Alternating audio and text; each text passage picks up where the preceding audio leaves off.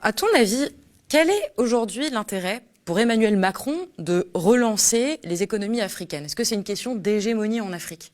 Je pense qu'il y a un intérêt clairement pour la France de ne pas laisser l'Afrique s'enfoncer dans la pauvreté. C'est plutôt une question économique qu'une question d'humanisme. La France a une grosse partie de ses multinationales qui produisent les biens primaires que sont l'énergie, les matières premières en Afrique.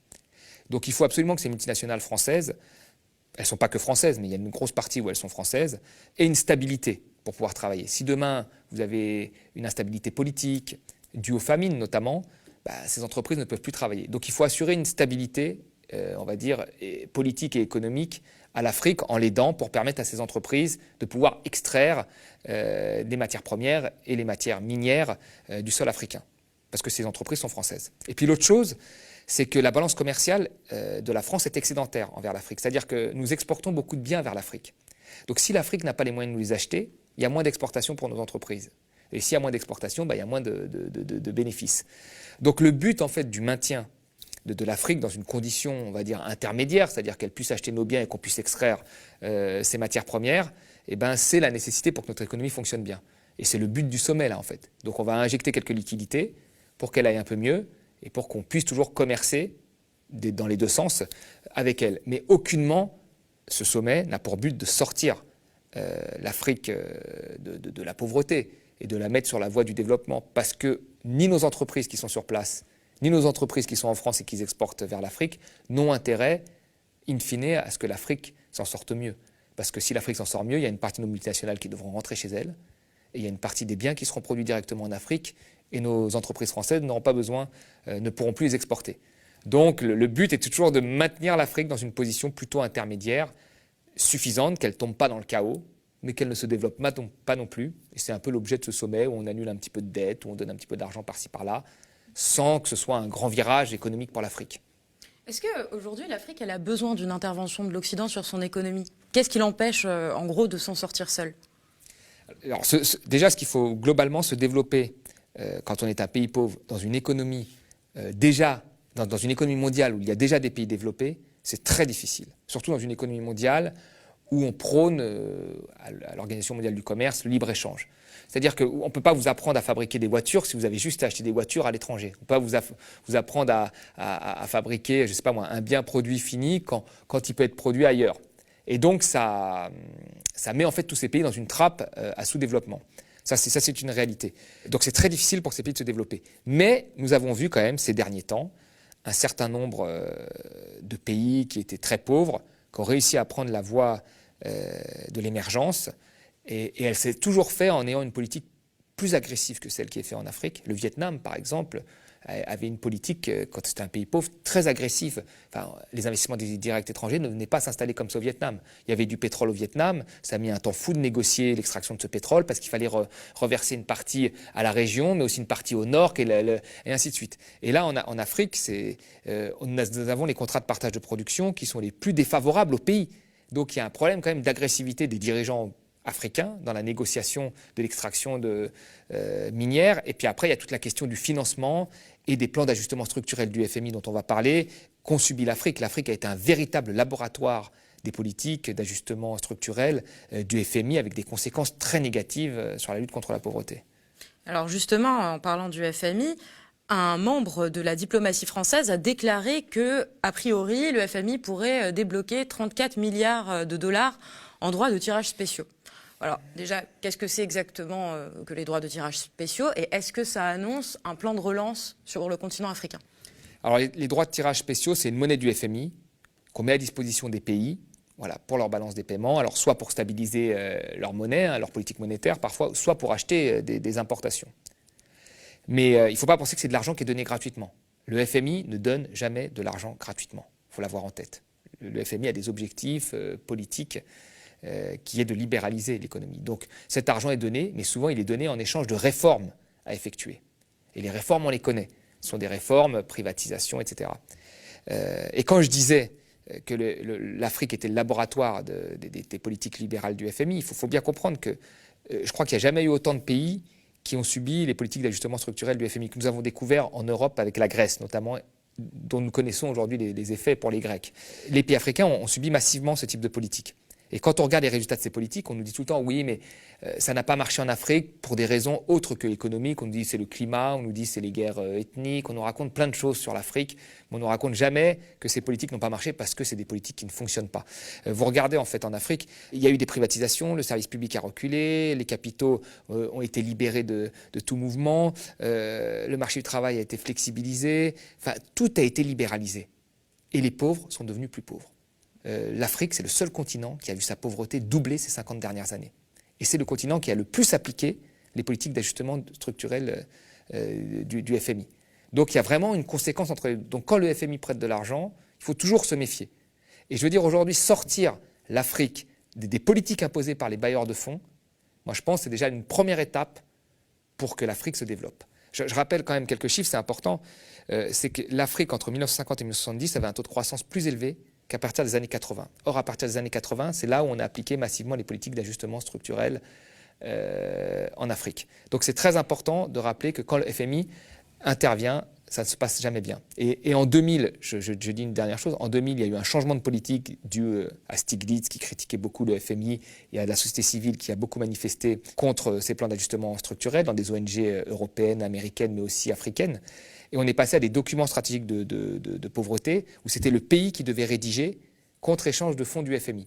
Donc on est passé d'une situation où le FMI imposait à une situation où le FMI devenait un professeur et il notait les copies. Et en fait, quand vous aviez un document où si des Africains, des dirigeants africains avaient proposé ce que moi je propose, ils auraient eu un 0 sur 20 par le FMI. Ils n'auraient pas eu les fonds. Mais s'ils proposaient ce que proposerait Macron, libéraliser, flexibiliser, etc., bah là, on leur donnait de l'argent. Et puis à l'époque, attention, quand il y a eu ces documents, tu as toutes les économistes de gauche qui ont dit que c'était génial, que l'Afrique était maître de son développement, etc., ce qui était complètement faux. Mais chaque fois que le FMI donne de l'argent, il y a toujours un risque derrière parce qu'il y a des réformes qui sont imposées, jamais de l'argent gratuit. Et cet argent du FMI, il va passer par les pays africains, et c'est pour acheter des importations, il va finir dans les comptes des entreprises européennes. C'est tout. C'est un petit tour de passe-passe. Alors, je voulais aussi revenir sur une déclaration de Bruno Le Maire, dont on regarde un petit extrait tout de suite. Ce qui sauvera l'économie africaine, j'en suis convaincu, c'est l'entrepreneuriat africain, c'est les PME africaines, c'est l'esprit d'entreprise qui anime beaucoup de jeunes dans les États africains. Et moi, je dois dire mon admiration pour tous ces jeunes entrepreneurs que je rencontre, toutes ces femmes entrepreneurs que je rencontre, parce qu'elles ont beaucoup de difficultés à lever les financements nécessaires. C'est cet esprit d'initiative et d'entreprise que nous voulons soutenir. Alors, pour Bruno Le Maire, les économies africaines sont un atout majeur et la jeunesse est habitée par l'envie d'entreprendre. Est-ce que le mythe de la Startup Nation, le mythe du business angel, est-ce que c'est vraiment ce qui habite l'Afrique? Et ces propos, est-ce qu'ils illustrent une vraie réalité? Là, on est toujours dans le même mythe, le mythe de l'esprit d'entreprise. En fait, si les Africains ne réussissent pas, c'est parce qu'ils n'ont pas l'esprit d'entreprise. Alors que nous, on l'a beaucoup en France et en Europe. C'est un peu ça. Alors ça montre une vraie méconnaissance, moi je trouve, des problèmes de l'Afrique et de l'Afrique en général. Alors, il a raison quand il dit qu'il y a beaucoup d'entrepreneurs en Afrique, mais il n'y a que ça. Tout le monde est entrepreneur de soi-même, c'est des entrepreneurs de survie. Vous avez des pays où 70% de la population vivent en auto-entrepreneur quasiment. C'est-à-dire que c'est des petits entrepreneurs de la vie quotidienne. Vous savez, quand vous avez des défaillances des institutions, des défaillances de marché, vous les comblez avec une forme d'entrepreneuriat privé de survie. C'est-à-dire que vous allez dans une administration, vous faites 3 heures de queue. Ben, vous avez des gens qui sont des gens qui se font payer pour faire la queue à votre place. C'est leur métier. Ils ont monté cette entreprise, ils disent tiens, il y a un problème, une défaillance, on attend 3 heures pour faire la queue. Moi, je vais créer mon entreprise, je fais la queue à ta place, tu me donnes de l'argent.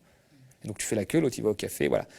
Vous avez des gens qui sont en même temps fonctionnaires, mais comme l'État a des retards de paiement parfois, ben, ils montent leur petite entreprise pour faire du café devant le fond. Enfin, tous, ce sont des auto-entrepreneurs.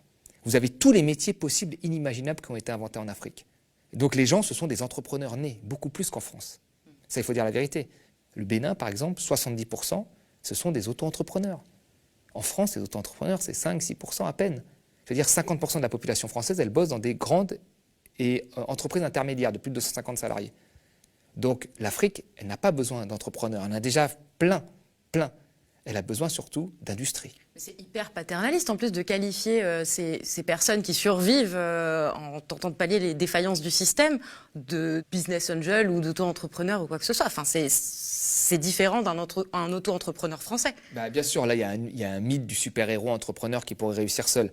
Mais quand vous regardez en Afrique, même quand vous regardez les plus grands chefs d'entreprise africains, c'est des gens qui sont extrêmement innovants, qui ont inventé des choses. Mais souvent, l'accès au financement, les banques n'ont jamais voulu leur prêter d'argent ou à des taux mirobolants. Donc c'est souvent des entreprises étrangères, par exemple comme Total, qui sont obligées d'investir dans des provisions d'investissement diversifiées, c'est obligatoire, et qui vont prendre le capital d'un start-upper, on va dire, ou d'un grand entrepreneur africain, et lui permettre d'avoir des fonds, et lui, il va s'enrichir. Mais voilà. Et vous avez après toute cette petite, tout le reste de la population qui est un entrepreneuriat de survie. Mais aujourd'hui, ce qui manque à l'Afrique, quand on regarde, l'Afrique, la plupart des biens qu'elle produit et qu'elle exporte, ce sont des biens primaires, c'est-à-dire des matières premières, de l'énergie. Et ces matières premières, cette énergie, elle n'arrive même pas à le transformer sur place. C'est-à-dire que par exemple, un pays comme le Congo, il exporte du pétrole, le pétrole est transformé en essence en France, et elle importe de l'essence. Alors elle pourrait transformer son pétrole en essence chez elle.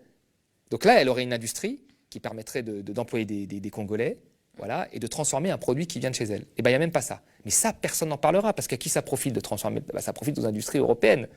Donc personne ne dira, le problème de l'Afrique, c'est le franc CFA. Enfin, j'ai jamais vu, moi, un pays qui n'ait pas sa propre monnaie, qui ne soit pas souverain de sa propre monnaie. Quand un étudiant, quand Macron était en visite en Afrique, qu'il a tutoyé un président qui allait comme ça en disant qu'il allait réparer la clim, on s'en souvient ça, en le tutoyant, reste ici, tu vas réparer la clim. Soit dit en passant, quelqu'un qui a vécu en Afrique sait qu'il y a quand même un respect des anciens qui est un peu plus élevé, on va dire, que chez nous.